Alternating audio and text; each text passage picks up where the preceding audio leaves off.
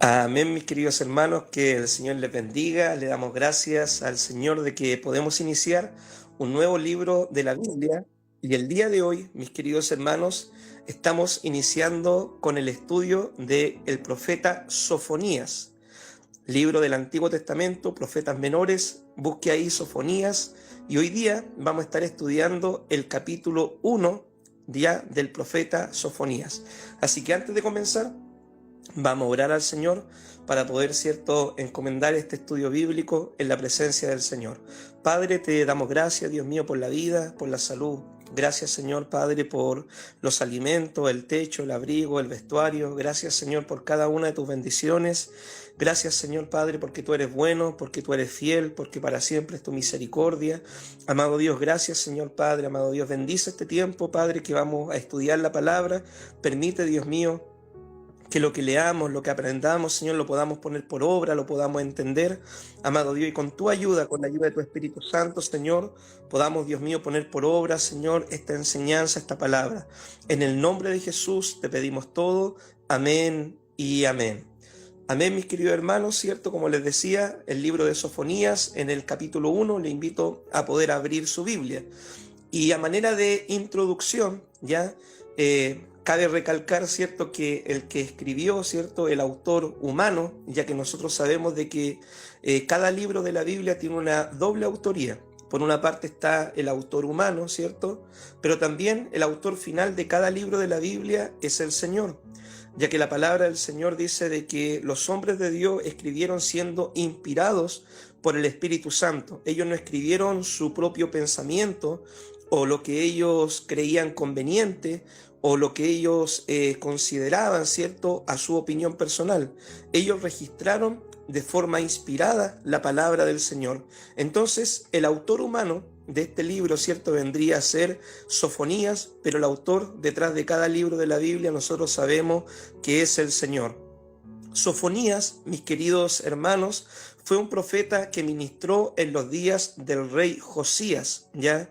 No sé si usted recordará un poco la historia bíblica. El rey Josías se caracterizó por ser un rey de Judá, uno de los reyes buenos que tuvo, ¿cierto?, la tribu de Judá, que hizo grandes reformas, que trató de volver al pueblo a la palabra del Señor, a la obediencia del Señor. En los días de Josías, por ejemplo, se encontraron los libros, ¿cierto?, los pergaminos que estaban perdidos, y Josías inició una serie de reformas para avivar al pueblo y para poder, ¿cierto?, volver al pueblo a lo que el Señor mandaba por medio de su palabra. ¿Ya? En esos días fue que profetizó Sofonías. Y algo interesante, mis queridos hermanos, es que el nombre Sofonías significa Dios protege, el Señor protege o el Señor guarda, ¿ya? El Señor guarda, el Señor oculta. Eso significa el nombre Sofonías, el Señor protege. Y es interesante esto porque el tema principal del libro de Sofonías es: el día del juicio del Señor ha llegado sobre Judá y sobre todas las naciones por el pecado de idolatría y corrupción. Ese es el tema principal de este libro. El día del Señor ha llegado sobre Judá y todas las naciones por el pecado de idolatría y de corrupción. Pero es importante, como les decía, notar que el nombre del profeta nos da, por así decirlo, una clave de que Dios en el día del juicio, Él nos puede proteger. Sofonías precisamente para esto escribió este libro. El propósito, ¿cierto?, que tiene el libro de Sofonías es poder provocar en el pueblo un arrepentimiento, para que el lector de esta profecía pueda preparar su vida y para que cuando llegue el día del juicio del Señor, él pueda estar preparado y obviamente no sea condenado, ¿ya? Ese es el propósito que tiene el autor de este libro. Vamos a ver, mis queridos hermanos, ¿cierto?, el estudio verso a verso, y vamos a ver, ¿cierto?, en el capítulo 1 de Sofonías, en el versículo 1, y dice así la palabra del Señor: palabra de Jehová que vino a Sofonías, hijo de Cusi, hijo de Gedalías, hijo de Amarías, hijo de Ezequías, en días de Josías, hijo de Amón, rey de Judá.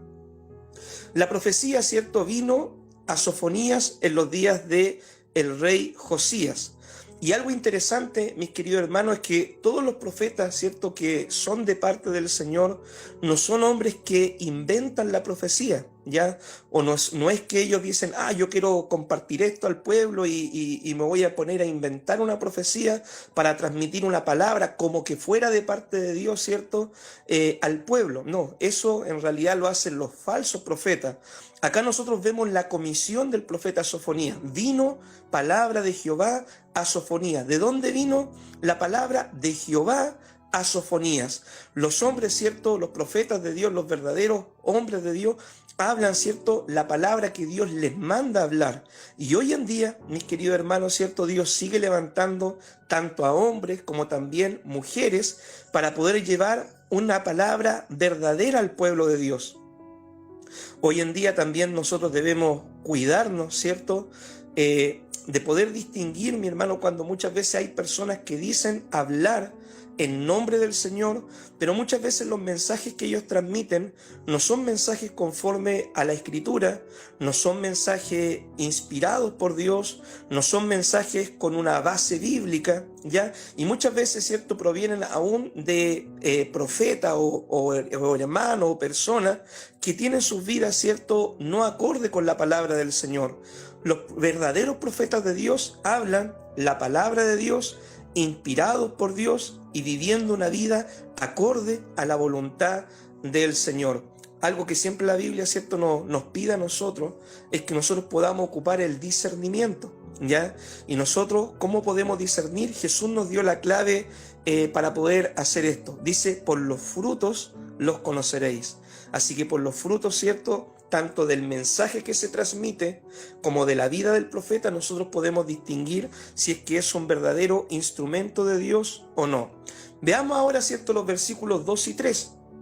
Dice así la palabra del Señor. Destruiré por completo todas las cosas de sobre la faz de la tierra, dice Jehová.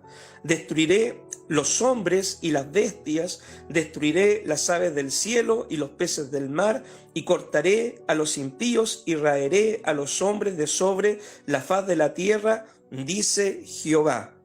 Acá, ¿cierto?, la palabra del Señor nos dice de que Él va a destruir por completo todas las cosas que hay sobre la faz de la tierra.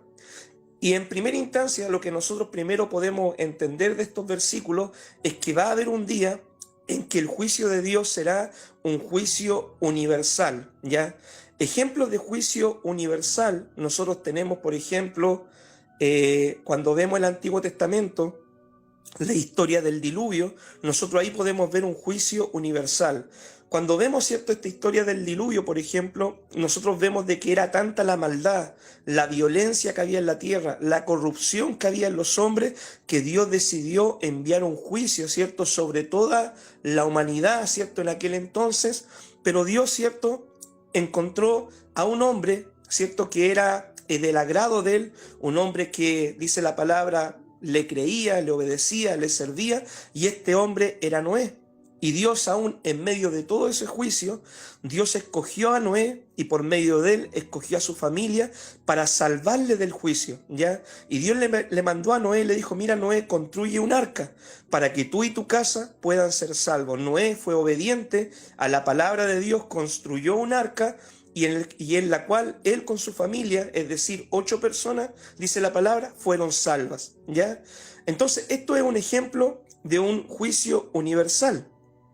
Ahora, la palabra del Señor, mis queridos hermanos, ¿cierto?, también nos habla de un juicio final que vendrá a futuro, ¿ya?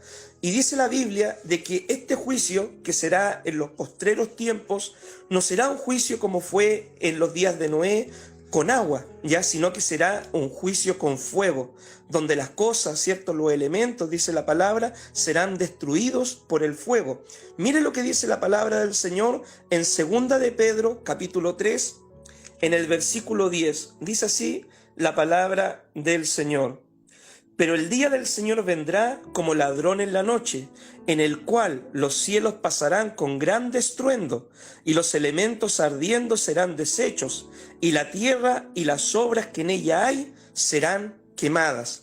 El próximo juicio universal que Dios trae sobre el mundo ya no es un juicio con agua. Ese fue en los tiempos de Noé. Ahora el juicio que vendrá será un juicio con fuego, ¿ya?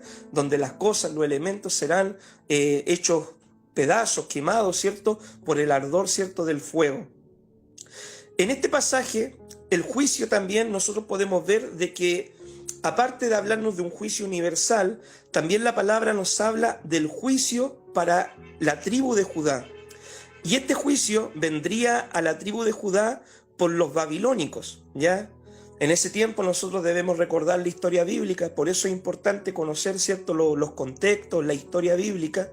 En ese tiempo Dios le había hablado muchas veces tanto al pueblo de Israel, ¿cierto?, la tribu del norte, como a Judá, la tribu del sur, de que ellos debían vivir en obediencia, debían obedecer la ley del Señor, debían guardar la palabra, si es que no se exponían al juicio de Dios. Finalmente, las tribus del norte no obedecieron. Vimos, ¿cierto?, en un estudio anterior de que fueron tomadas por los asirios en el año 722 y de ahí, ¿cierto?, fueron esparcidos y se mezclaron y ellos perdieron su identidad como pueblo. Judá aguantó un tiempo más, pero Judá también cayó por los babilónicos en el año 586. En el año 586, Nabucodonosor tomó, ¿cierto?, Judá, hizo deportaciones y ahí Judá fue llevado cautivo, ¿cierto?, a Babilonia por causa de su pecado. Entonces acá la palabra también nos habla del juicio que vendría sobre Judá. ¿De qué forma, cierto, nosotros podremos enfrentar el juicio de Dios y salir ilesos? Que es lo que a nosotros yo creo que nos importa, ¿cierto? Como si Dios dice que vendrá un día del juicio, ya Dios nos dice en su palabra que ya ha enviado juicio a la tierra universales y también locales.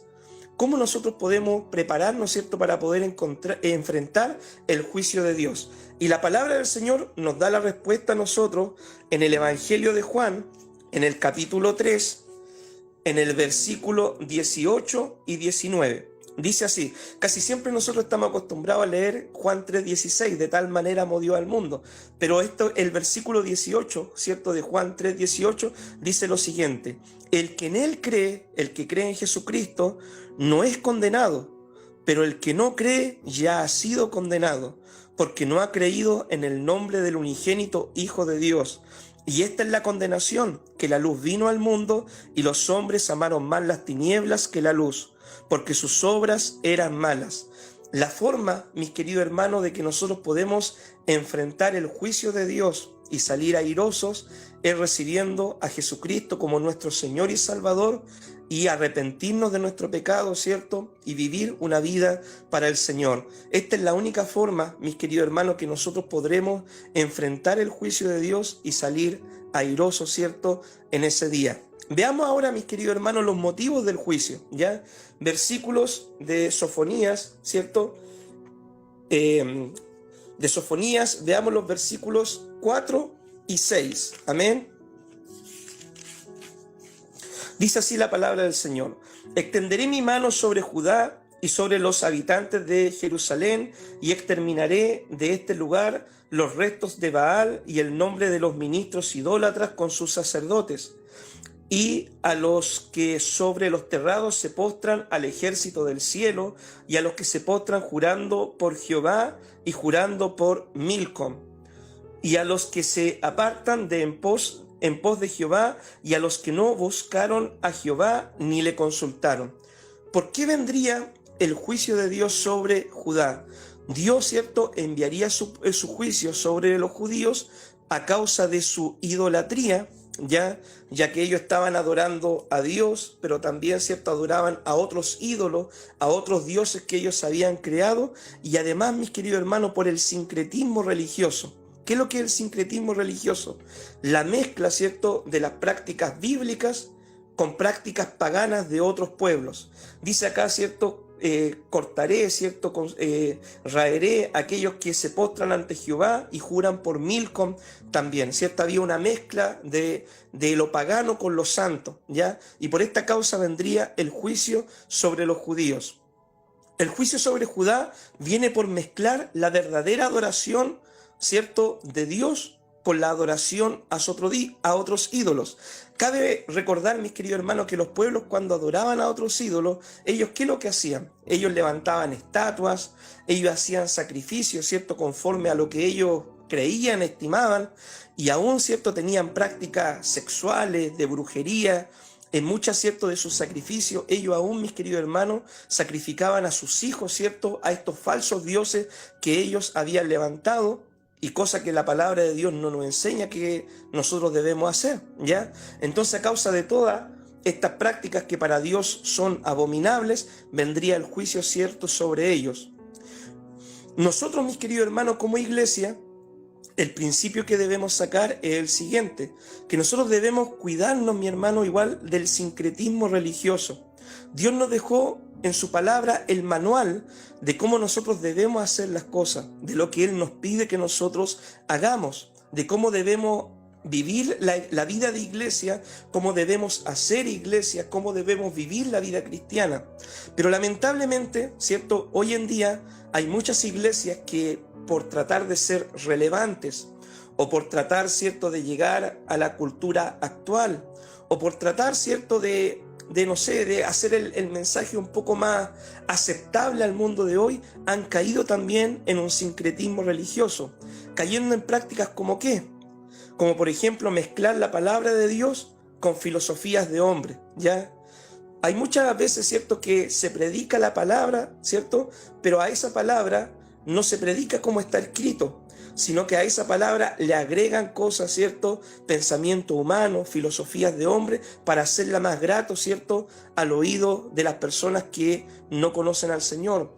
También algunas iglesias, ¿cierto?, meten prácticas del mundo a sus templos, ¿ya? Hoy en día, ¿cierto?, es fácil encontrar en algunos lugares las cristotecas, las variglesias, ¿ya? Iglesias inclusivas, ¿cierto?, no inclusivas en el sentido de para aceptar personas con una discapacidad, ¿cierto?, que quizás venga en silla de ruedas, o para aceptar a una persona que quizás tenga un problema auditivo o visual, ¿cierto?, o de movilidad, sino iglesias inclusivas, entre comillas, donde, por ejemplo, tienen pastores, ¿cierto?, que practican el pecado, donde dejan que personas que están en pecado ministren. Hoy en día vemos, ¿cierto?, este sincretismo en muchos lugares, ¿ya? Y eso, ¿cierto?, es algo que a Dios no le agrada. También, cuando la Biblia habla de que Dios condena la idolatría, nosotros casi siempre tenemos en mente las estatuas de los ídolos, ¿cierto? Un mono de yeso, ¿cierto? Una estatua que la gente se postra ahí para poder pedirle, para poder adorarle. Pero también nosotros, mis queridos hermanos, debemos cuidarnos de los siguientes ídolos modernos, ¿ya? Que muchas veces quizás no se construyen con una estatua, pero sí le roban el primer lugar a Dios en la vida de muchos cristianos. Ídolos como cuáles, como el dinero, ¿ya? La palabra de Dios dice, no podéis servir a las riquezas y a Dios. El sexo, ¿ya? Hay muchos cristianos, mis queridos hermanos, que prefieren tener una relación pecaminosa, ¿cierto?, y no ordenarse delante del Señor, ¿cierto?, porque aman más los placeres de este mundo, ¿ya? Esto se ve mucho en la juventud.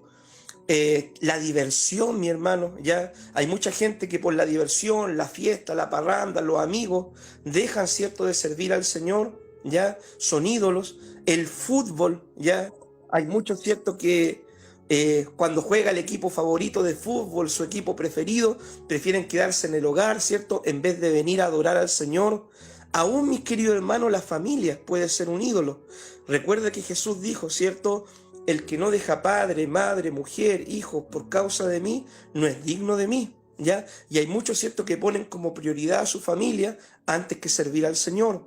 Los líderes religiosos, mi hermano, igual en algunos lugares son ídolos, personas que son intocables, ¿ya? Que porque lo dijo el pastor o porque lo dijo cierta persona con cierto cargo o autonombrado de tal forma, es ley, ¿cierto?, para la iglesia, porque lo dijo tal persona y porque tiene un ministerio grande o porque tiene señales y maravillas, ¿ya? Entonces esos son ídolos, ¿cierto?, que las personas van levantando, el pueblo cristiano va levantando, y nosotros debemos, ¿cierto?, saber discernir estas cosas. En una oportunidad, mire, sin ir más lejos, me estaba dando un estudio bíblico parecido al que estoy dando el día de hoy, y de repente toqué un par de vacas sagradas, ya nombré un par de falsos profetas, cometí el error quizás de nombrarlos con nombre y apellido, y después salta una hermana, ¿cierto? Y dice, oiga pastor, ¿cómo se le ocurre nombrar a esta persona que es un tremendo hombre de Dios? Un tremendo hombre de Dios que se ha enriquecido con el Evangelio, un tremendo hombre de Dios que tiene un matrimonio destruido, un tremendo hombre de Dios que deja mucho que desear, ya en cuanto a sus prácticas ministeriales, pero para la gente es un ídolo, ya es un ídolo, ¿cierto? Entonces toqué ahí un par de vacas sagradas, ¿cierto? Y no les gustó mucho el estudio en esa oportunidad, pero yo espero de que usted pueda entender, ¿cierto?, a lo que yo me estoy refiriendo en esta noche, ¿ya? Entonces Jesús dice, mi hermano, que debemos tener cuidado con la idolatría, ¿ya? Porque cualquiera que tiene ídolos en su corazón no puede servir a Dios de manera eficaz, de manera eficiente. Y cabe recalcar, mis queridos hermanos, que la Biblia dice, la palabra de Dios dice, que ninguna persona idólatra tiene vida eterna, ¿ya? Usted me dirá, pastor, ¿eso dice la Biblia? Sí, eso dice la palabra de Dios en Primera de Corintios, ¿ya? Primera de Corintios, en el capítulo 6, en el versículo 9. Miren lo que dice la palabra del Señor. ¿No sabéis que los injustos no heredarán el reino de Dios? No erréis, ni los fornicarios, ni los idólatras, ni los adúlteros, ni los afeminados, ni los que se echan con varones, ni los ladrones, ni los avaros, ni los borrachos, ni los maldicientes, ni los estafadores heredarán el reino del Señor. Cualquier persona, mi hermano, que haga de su pecado más importante que su relación con Dios, ese pecado es un ídolo para esa persona, ¿ya? Y esta palabra de que los idólatras no tienen herencia en el reino de los cielos también aparece en Apocalipsis capítulo 21 en el versículo 8, ya por si usted después lo quiere buscar. ¿Qué es lo que dice el profeta entonces? El profeta nos da una exhortación. Frente al juicio que vendría, el profeta nos dice de que es sabio callar y es sabio reflexionar, ¿ya? No airarse, no enojarse, no ofuscarse, no malhumorarse, sino callar y reflexionar. Mire lo que dice Sofonías 1:7.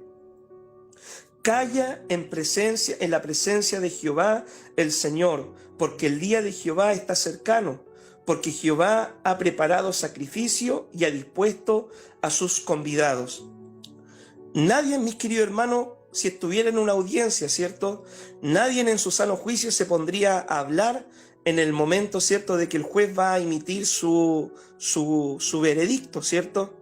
En alguna oportunidad nosotros podemos ver en internet de que hay juicios, ¿cierto?, donde está el juez y va a emitir su veredicto, y muchas veces hay jóvenes, ¿cierto?, que son irrespetuosos en la hora del juicio o se ríen de las víctimas, ¿cierto?, a las que ellos le han hecho daño, pensando de que ellos saldrán ilesos quizás por su edad, ¿cierto? Ellos piensan de que el juicio no les va a alcanzar. Y muchas veces, mis queridos hermanos, nosotros vemos en estos videos que hay en internet que los jueces, al ver esta actitud, ¿cierto?, irrespetuosa, irreverente, ellos lanzan un juicio aún con agravantes, ¿cierto?, sobre estas personas por sus faltas de respeto, ¿cierto?, en medio de esa audiencia. Acá el profeta nos dice, Dios está por emitir un juicio. Guardar silencio delante del Señor es una actitud de respeto delante de Dios. Lo contrario a guardar silencio sería que nosotros nos quejemos, que nosotros murmuremos, que nosotros critiquemos, que nosotros cuestionemos a Dios, ¿cierto? Y esto, la palabra de Dios nos dice de que no es sabio. Por ejemplo, cuando nosotros vemos, mi hermano, la historia del pueblo de Israel, cuando Dios los saca de Egipto, ¿cierto?, con tremendo juicio hacia los egipcios, ¿cierto?, los egipcios, y el pueblo de Israel de repente iba en su peregrinaje en el desierto, y el pueblo había algo que no le parecía o no le gustaba o alguna parte no la entendían, no les cerraba.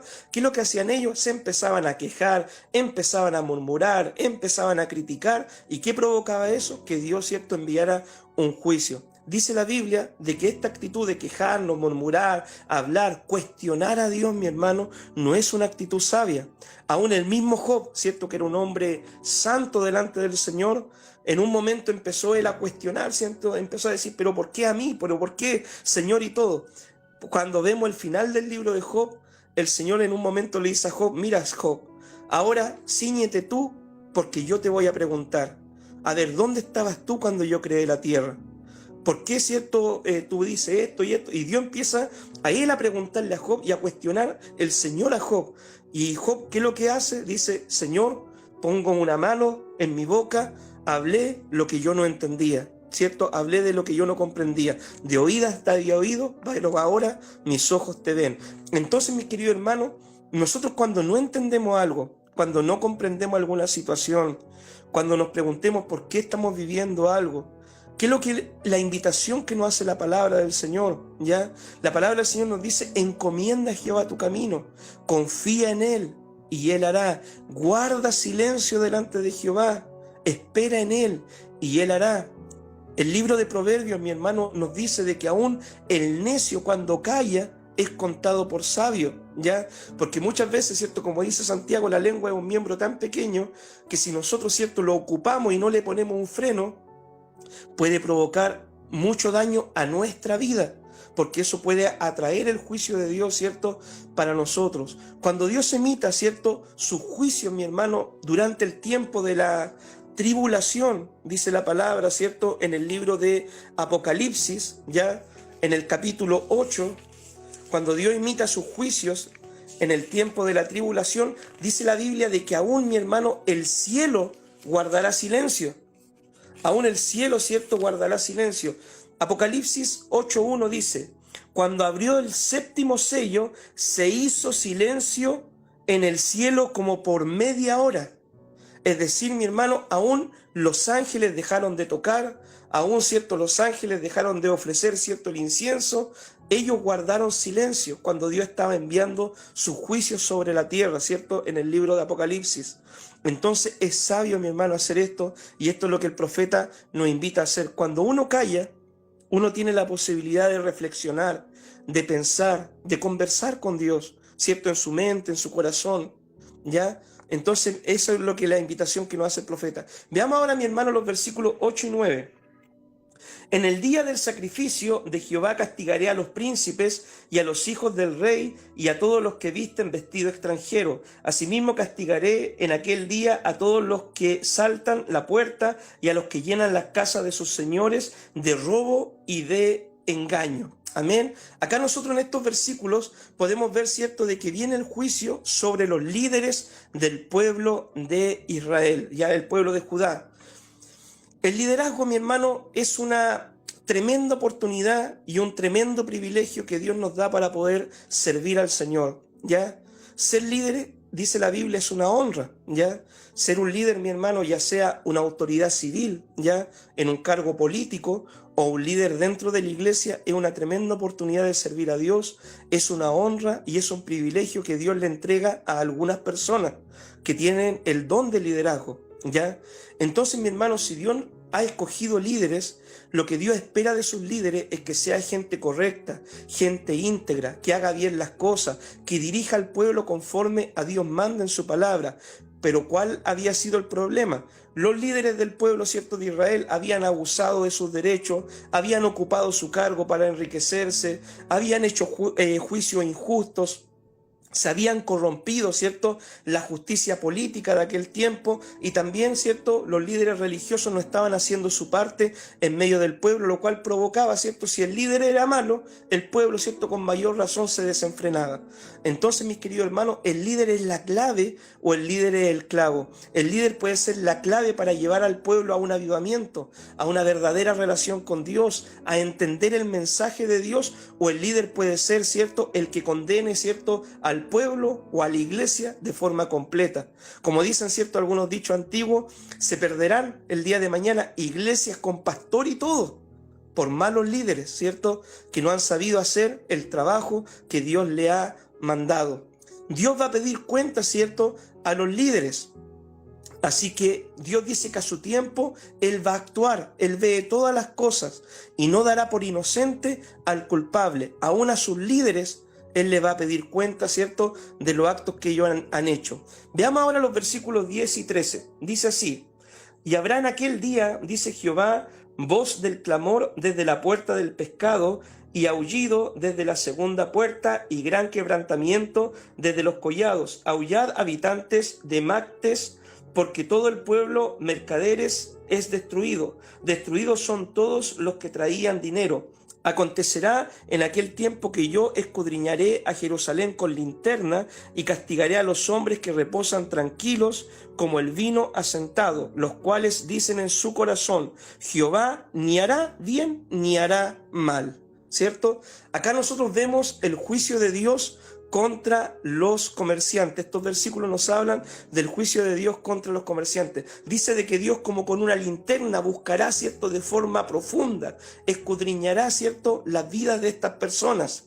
Y el juicio a estas personas viene, ¿cierto?, por ignorar a Dios. En sus negocios, en su vida, ellos dicen: Dios no hará ni verá nada, ¿cierto? Es como que Dios, ¿cierto?, no existiera. Entonces ellos muchas veces, estos mercaderes, ¿cierto?, se habían enriquecido de forma ilícita, habían acumulado sus riquezas, habían vendido cosas de forma fraudulenta, habían cambiado las pesas, ¿cierto?, para poder adquirir más riquezas. Y entonces el Señor mira todas estas malas prácticas, ¿ya? Y en esos tiempos, ¿cierto?, pasaba eso, y en estos tiempos, créame que también sucede.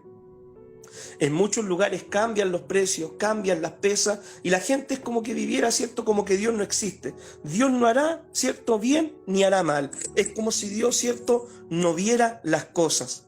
Entonces, mi querido hermano, Dios dice: no, Él sí ve, Él sí va a escudriñar, como con una linterna, ¿cierto?, va a buscar lo más escondido. Dios dice, ¿cierto?, que esas casas y esas riquezas que ellos tienen no las disfrutarán. Mira el versículo 13. Por tanto serán saqueados sus bienes y sus casas asoladas. Edificarán casas, mas no la habitarán. Plantarán viñas, mas no beberán el vino de ellas. Créame, mi querido hermano, de que toda la ganancia ilícita que una persona pueda tener solamente la va a poder disfrutar en esta vida, pero a las moradas eternas una persona, ¿cierto?, no va a poder llevar sus ganancias ilícitas. Y esta vida, mi querido hermano, es demasiado corta para poder vivirla mal. Es necesario vivir bien la vida para poder un día vivir en las moradas eternas junto con el Señor. Veamos ahora los versículos 14 al 16. Cercano está el día grande de Jehová, cercano y muy próximo. Es amarga la voz del día de Jehová. Gritará allí el valiente. Día de ira aquel día, día de angustia y de aprieto, día de alboroto y de asolamiento, día de tinieblas y de oscuridad, día de nublado y de entenebrecimiento, día de trompeta y de algazara, sobre las ciudades fortificadas y sobre las altas torres. El día de Jehová está cerca, dice el profeta Sofonías. Hay mucha gente, mis queridos hermanos, que cuando uno le dice que el Señor está cerca, que el Señor viene pronto, hay mucha gente que toma el día del Señor como por tardanza, ¿ya? Dicen: no, si el Señor desde el Antiguo Testamento está diciendo que viene el día del juicio, y mira, estamos en el 2125 después de Cristo, y todavía, ¿cierto?, no viene el día del juicio. ¿De qué día del juicio me hablan? Cristo murió hace 2000 años y todavía no viene. Y hay mucha gente, ¿cierto?, que se refiere de esta forma a lo que la palabra de Dios dice. Pero la palabra de Dios también nos da una respuesta para eso. Dice la Biblia de que para el Señor un día son como 1000 años, ¿ya? Y 1000 años es como un día. Es decir, mi querido hermano, si Dios mirara los tiempos, ¿ya?, el tiempo que lleva la humanidad habitando acá en la tierra, para Dios serían 7000 años, ¿cierto?, aproximadamente. Más de eso, en el cielo vendrían a ser como 7 días aproximadamente, ¿ya? Entonces, para Dios, ¿cierto?, no es que Dios esté retrasado, ¿cierto?, o que Dios se olvidó de venir, o que Dios, ¿cierto?, ya no va a venir. No, es que los tiempos de Dios son diferentes a los tiempos del hombre. Y dice la Biblia de que Dios retarda su venida por amor a sus escogidos. Porque si Dios viniera, ¿cierto?, Dios quiere que nosotros podamos estar preparados. Dios quiere que nuestra familia pueda estar preparada. Dios quiere que nuestros vecinos conozcan al Señor. Y aún faltan muchas personas que entreguen su vida a Jesucristo, ¿ya? Y lo otro, mi hermano, cuando hablamos del día del juicio del Señor, muchas veces la gente piensa: el día del juicio es cuando Cristo venga, ¿cierto?, en los aires, ¿cierto?, a llevar a su iglesia, y tienen esa visión. Claro, eso es el día que Cristo va a venir a juzgar también al mundo y todo. Pero el día del juicio para nosotros puede llegar en cualquier momento, ¿ya? Uno no es dueño de su vida. Uno puede ir cruzando la calle, te choca un auto, llegó el día del juicio para ti. Puede un infarto, ¿cierto?, tocar tu corazón, ¿cierto? En una noche, llegó el día del juicio para ti. Puedes, ¿cierto?, estar haciendo cualquier cosa, te atropella un auto, te pasa cualquier situación, parte de este escenario de la vida y ese va a ser el día del juicio para tu vida. La pregunta que nosotros debemos hacernos, mis queridos hermanos, ¿estamos preparados o nos estamos preparando para poder encontrarnos con el Señor? Que Dios nos ayude, mi hermano, a poder vivir cada día preparados, ¿cierto?, para poder entrar al reino de los cielos. Si es que Dios viniera a llamarnos ahora, ¿cierto?, más rato o mañana o en un tiempo más, que podamos vivir preparados, que podamos estar apercibidos para entrar a aquellas moradas eternas. Dijimos que para poder entrar al reino de los cielos, ¿qué debíamos hacer? Debíamos aceptar a Jesucristo como nuestro Señor y Salvador, arrepentirnos de nuestro pecado y vivir desde ahora en adelante una vida para el Señor. Esa es la única forma que usted tiene, ¿cierto?, su entrada preparada al reino de los cielos y el juicio de Dios no le va a afectar. Mi querido hermano, si el juez es su Padre eterno y si el abogado es el Señor Jesucristo y usted es amigo de Jesucristo, créame que el juicio usted lo tiene ganado, ¿ya? Jesucristo es el Hijo del Padre, ¿ya? Y también el Padre, ¿cierto?, es nuestro Padre eterno. Entonces, si usted tiene una verdadera relación con Dios, con el Padre, con el Hijo y con el Espíritu Santo, créame que ese día del juicio para usted será un día de galardones, donde Dios le va a recompensar por el trabajo y la labor que usted haya desarrollado, pero no un día donde usted será enjuiciado por los pecados que usted ha cometido, ¿cierto?, y que no se arrepintió, sino será un día de galardones. Pero para esto es necesario tener una correcta relación con el Señor. Veamos ahora, mis queridos hermanos, versículos 17 al 18, ya estamos terminando.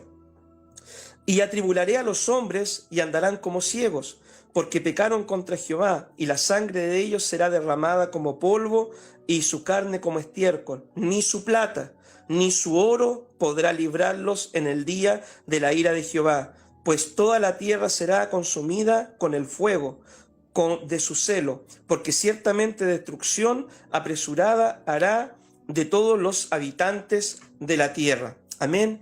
Ni el oro ni la plata, mis queridos hermanos, podrá librar en el día del juicio del Señor. No sé si usted recuerda, mis queridos hermanos, cuando vino el terremoto, año 2010, ¿de qué servían, mis queridos hermanos, las joyas? De nada, de ningún valor, ¿ya? ¿De qué servía, cierto, quizá uno estar viviendo acá en la ciudad y tener un campo, cierto, allá? No tenía ni un valor, ¿ya? ¿De qué servía tener 2, 3 propiedades, cierto, si en ese tiempo no podían ni andar los vehículos? No tenía ni un valor, ¿ya? Entonces, mis queridos hermanos, cuando venga el día del juicio del Señor, será algo mucho más tremendo, ¿cierto?, que un terremoto, que un tsunami o que una guerra, ¿ya? ¿De qué valor tiene la plata, el oro, las riquezas, las joyas, cuando hay una guerra, ¿cierto?, en el mundo? Eso pierde totalmente su valor, ¿ya? Y en el día del juicio será lo mismo. Hoy en día hay personas que construyen búnkeres, ¿cierto?, bajo la tierra, que tratan de almacenar cosas y todo para prepararse para el día del apocalipsis, dicen ellos. Pero la única forma que nosotros podremos estar preparados, como les dije, para poder encontrarnos con el Señor es teniendo una relación correcta con Jesucristo, ¿ya? Lo único de valor eterno, mis queridos hermanos, para Dios y para nosotros será la sangre de Cristo. Eso es lo único que tiene un valor eterno e imperecedero.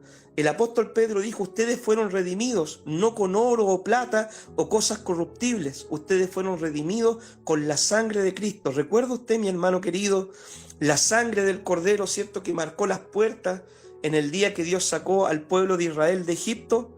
Esa misma sangre tiene que estar sobre nuestra vida para que cuando venga el día del juicio, es cierto, el juicio pase de largo de nosotros y no nos afecte. Si nosotros estamos cubiertos, redimidos por la sangre de Cristo, cierto, el juicio de Dios no nos afectará porque ya hemos sido perdonados, ya hemos sido salvados y redimidos por el Señor. Lo único que tendrá valor, mis queridos hermanos, en el día del juicio es que usted se encuentre en el arca que Jesús ha preparado en este tiempo. En el Antiguo Testamento Dios preparó a Noé con su arca, con su familia, ellos fueron salvos. El día de hoy el Señor también está preparando un arca, que es su iglesia. ¿ya? Y Jesucristo es el capitán de esta arca. Y lo único que tendrá valor en el día del juicio es que usted esté dentro de esta arca, dentro de la familia de Jesús, ¿cierto? En el arca que Dios ha preparado en este tiempo para que usted pueda ser salvo, ¿cierto? En el día del diluvio, ¿ya? En el día del juicio. Lo único, mis queridos hermanos, que a usted, ¿cierto?, lo podrá preparar para el día del juicio, es que usted pueda salir como Lot de aquella ciudad pecadora, ¿cierto? Y pueda salir para buscar una verdadera relación con Dios, ¿ya? Dios sacó fuera a Lot de la influencia pecadora del mundo, de la ciudad de esos días, ¿ya? Y de la misma forma Dios quiere que nosotros nos apartemos de todo lo pecador, ¿cierto?, del mundo, de todas las prácticas malas que tiene el mundo, el robo, la mentira, el engaño, la hechicería, la brujería, ¿cierto?, el pecado inmoral, ¿cierto?, las mentiras, el engaño, todas esas cosas. Dios quiere que dejemos esas prácticas malas para poder salir a buscar una verdadera relación con Dios conforme su palabra nos manda. En el día del juicio, mis queridos hermanos, lo único que va a tener valor es cómo está su relación con el Señor. Créame, eso es lo único que podrá tener un valor eterno. Así que, para concluir, mis queridos hermanos, si hoy siente usted, por ejemplo, que quizás está lejos del Señor, ¿ya? Porque todos fallamos al Señor, ¿ya? Todos nos equivocamos. Yo también como pastor me equivoco, ¿ya? Yo también fallo delante del Señor. Pero ¿sabe qué? Cuán importante y cuán bendita es la palabra del Señor que nos dice en Primera de Juan, ¿cierto? Si alguno hubiera pecado, abogado tenemos para con el Padre, a Jesucristo el justo. Y Él, ¿cierto?, es el sacrificio, la propiciación por nuestros pecados, no solamente por los nuestros, sino por los de todo el mundo. Y si tú confesares tus pecados delante del Señor y le pidieres perdón a Dios, Dios te lavará y Dios te limpiará, porque Dios no quiere la muerte del impío, sino que Él proceda al arrepentimiento para que pueda ser salvo. Dios envió a su Hijo Jesucristo al mundo para que el mundo fuera salvo por medio de Él. El que en Él cree tiene vida eterna. El que no cree, lamentablemente, será condenado por sus malas obras. El que cree en Jesucristo ha pasado de muerte a vida. El que cree en Jesucristo, sus pecados han sido borrados, su nombre ha sido escrito en el libro de la vida, y en el día del juicio él podrá enfrentar un juicio de galardones, donde Dios recompensará el servicio y el trabajo que ha realizado para la obra y el avance del Evangelio. Así que, mis queridos hermanos, yo le invito ya a poder, ¿cierto?, poner a Dios en primer lugar. Si quizá en este tiempo usted ha estado colocando otras cosas en primer lugar antes que al Señor, el trabajo, el dinero, los placeres del mundo, la diversión, las novelas, el fútbol, deje esos ídolos, mi hermano. Todas esas cosas no sirven para nada. Ponga a Dios en primer lugar de su vida, ¿ya? Y construya una relación genuina, real y verdadera con el Señor. No viva como muchas personas que ignoran, ¿cierto?, al Señor, que ignoran el día del Señor. Él no hará, no verá, no hará nada. No viva como aquellas personas.